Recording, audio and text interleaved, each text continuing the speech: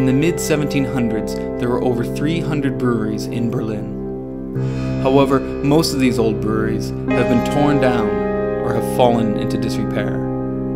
Today, there are only a handful of major producers left, mostly brewing the same, almost completely uniform style of beer. For us, beer is more than a cheap, mass-produced commodity. Beer is a fundamental part of our culture. It's linked to the core of our society, back when nomads decided to build a home so they could ferment their beer, and build a wagon so they could move it. We started brewing because it was the only way for us to get the beers we wanted. Sharing those beers with like-minded people is what kept us brewing. We founded our company in 2011, worked intently on perfecting our craft, and are now ready to embark on the next stage of our story. Our brewery.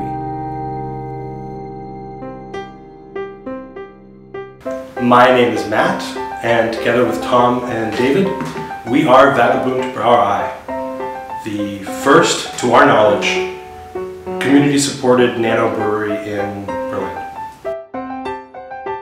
A community-supported brewery is based on the idea of community-supported agriculture, where people not only buy their agriculture, their products, or in our case, beer, they actually become a part of its process, of its creation. And what's important to us is that they feel that they are a part of it. Different from when they go to some store and they buy a cheap beer for 60 cents and we're asking for maybe a little bit more than that. They understand that all the work, all the effort, all the thought, the care, the time that goes into creating that beer. And then, hopefully to them, it's worth every penny. And to us, it's worth every bit of the time and sweat that went into creating that beer. Beer is kind of complicated. It shouldn't ever be that simple. It brings people together.